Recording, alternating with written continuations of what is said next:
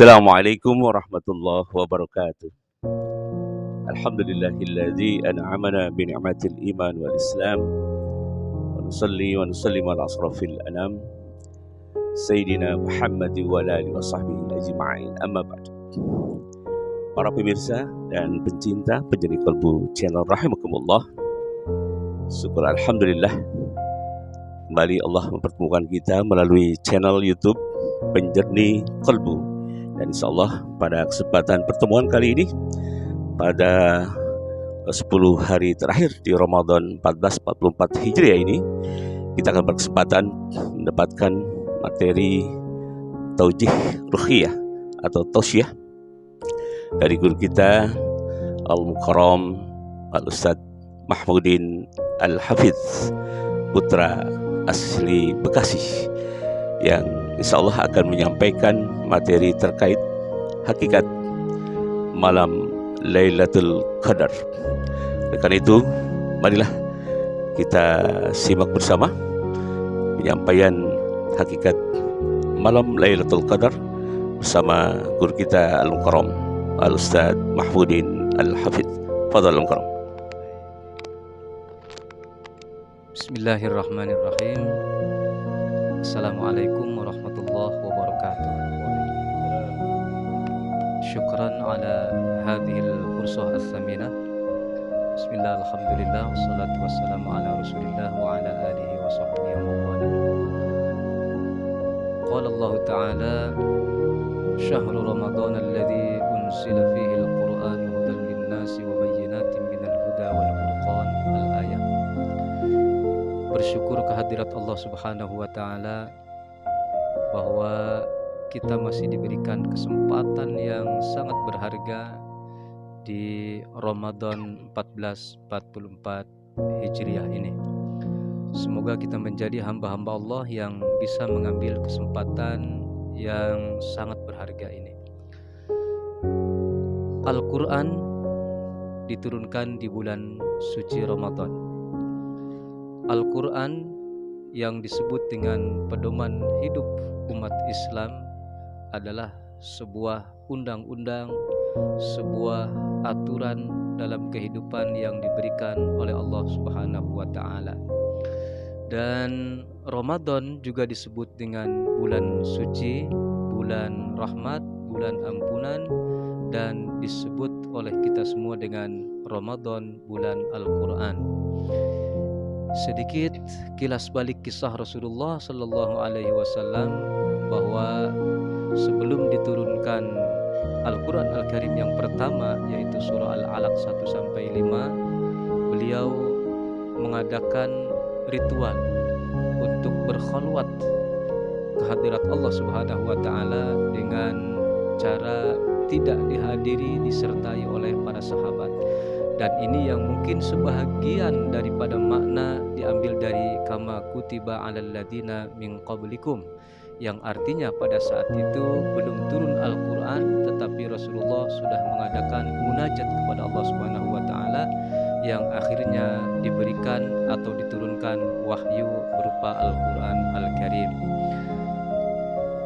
Pemirsa yang dirahmati Allah Subhanahu wa Ta'ala, sedikit waktu yang berharga ini akan kita renungi dan tadaburi tentang Lailatul Qadar, salah satu yang diantara termaktub dalam Al-Quran Al-Karim. Malam ini atau pagi hari ini kita berada dalam waktu Ashrul Awakhir min Ramadan. Tepatnya ini adalah di hari ke-23 yang tentang Lailatul Qadar sedang kita tekuni, sedang kita mohonkan kehadirat Allah Subhanahu wa Ta'ala. Kenapa umat Islam mengharapkan nilai Lailatul Qadar?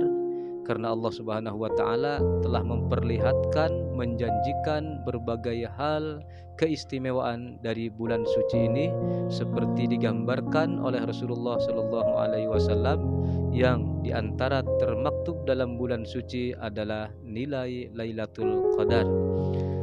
Pemirsa yang dirahmati Allah Subhanahu wa Ta'ala, firman Allah yang sangat familiar, Lailatul Qadri khairum min alfi syahr, sebuah surat yang tidak terlalu panjang, bahkan disebut pendek, semuanya sangat berarti untuk kita semua, lebih-lebih ayat yang saya bacakan tadi, bahwa pada malam Lailatul Qadar malaikat turun ke muka bumi ini, turun dalam habitatnya atas perintah Allah biidzni rabbihim untuk mengatur tentang keberadaan manusia, untuk memberikan keistimewaan kepada manusia-manusia yang peduli tentang nilai Lailatul Qadar.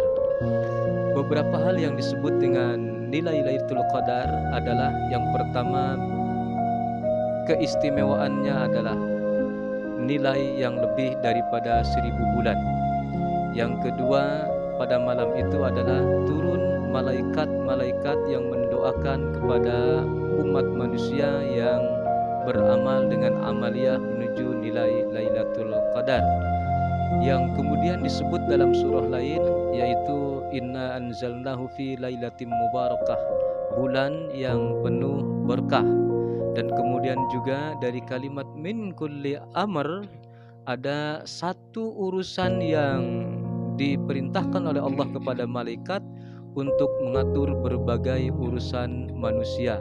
Sedikit dalam penjelasannya, kita mengenal dengan sesuatu hal yang ditakdirkan oleh Allah ketika kita berada pada usia 4 bulan dalam kandungan ibu kita, yang disebut dengan qada dan qadar. Dan ini adalah qada dan qadar yang harus kita terima. Namun ketika Allah memberikan ujian kepada kita sekalian, dalam bahasa lainnya adalah ketidakenakan, maka kemudian sesuatu hal yang tidak enak atau mungkin dianggap negatif bagi orang yang kurang beriman bahasanya, itu bisa dirubah, bisa dimohonkan kepada Allah pada malam Lailatul Qadar. Itulah yang disebut dengan biidzni rabbihim min kulli amr. Kemudian yang terakhir adalah salamun hiya hatta matla'il fajr. Keberkahan, ampunan, rahmat Allah, nilai yang lebih daripada biasanya, yaitu nilai 1000 bulan, bahkan lebih baik daripada 1000 bulan, adalah merupakan jumlah dari keseluruhan amal kita yang mendatangkan kepada kita untuk keselamatan dunia dan akhirat.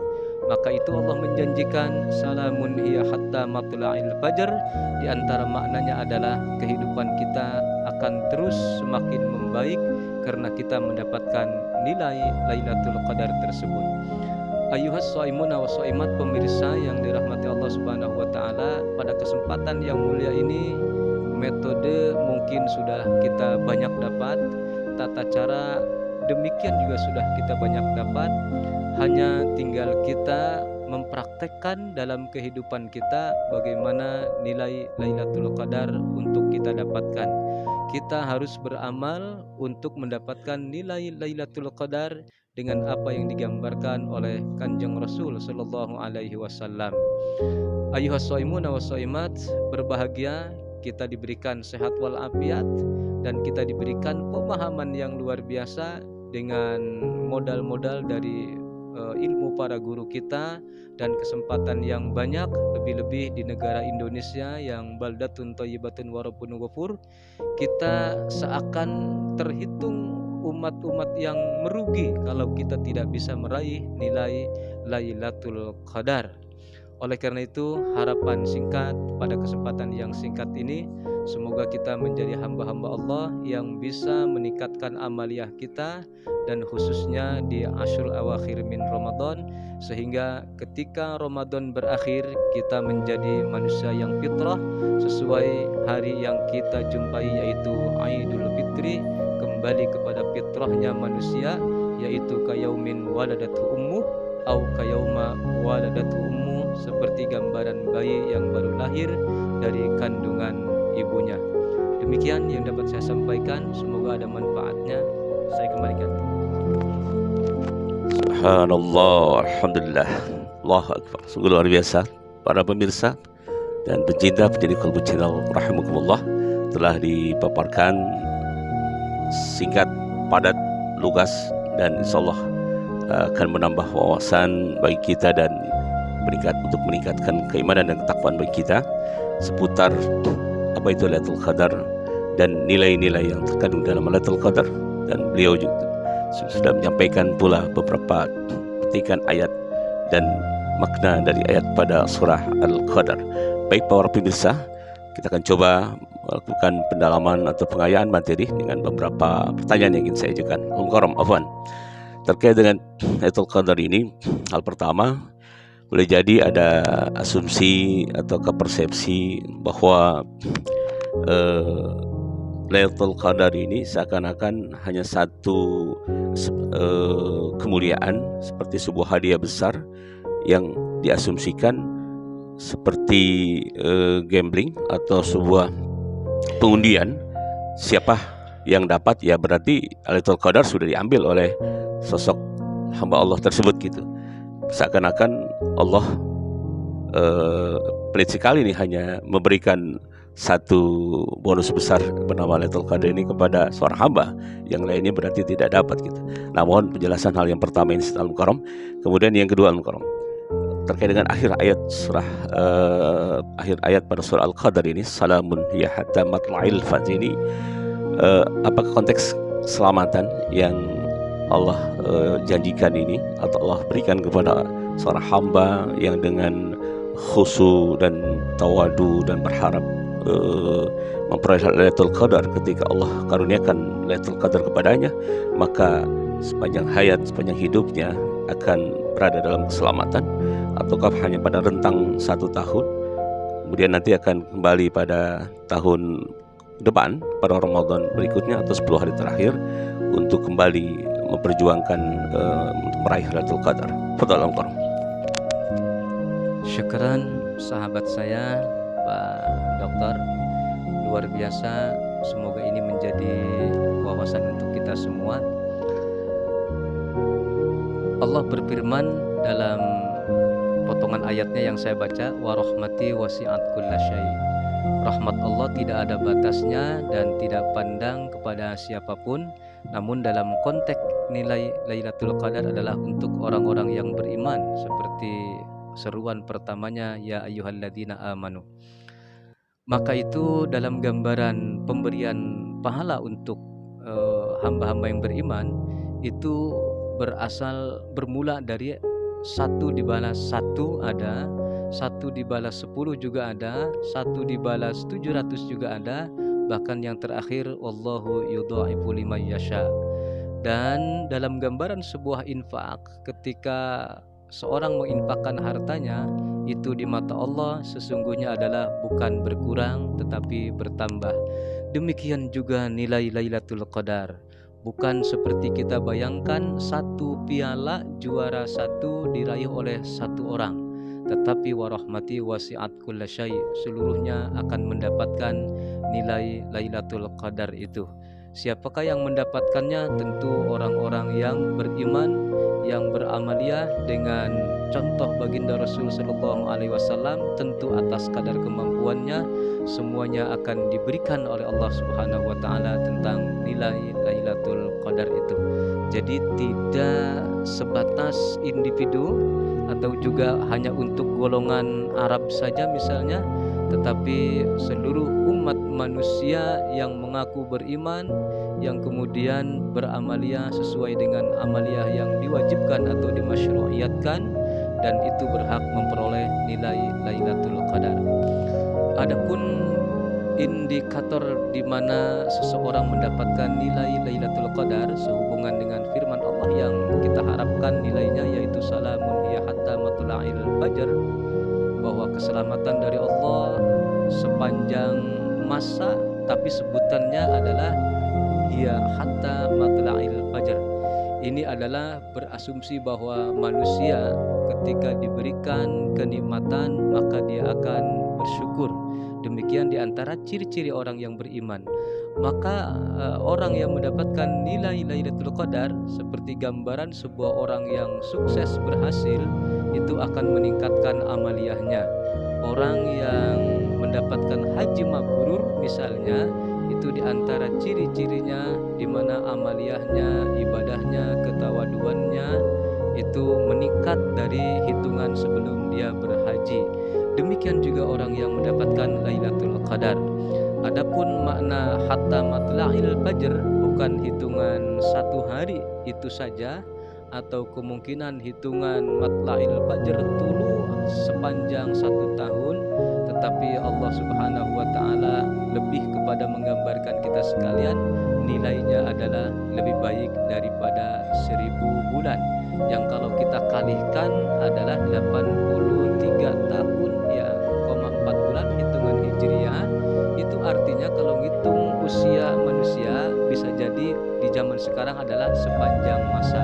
Maka kita ambil nilainya adalah ya hatta matla'il fajr ini sepanjang masa.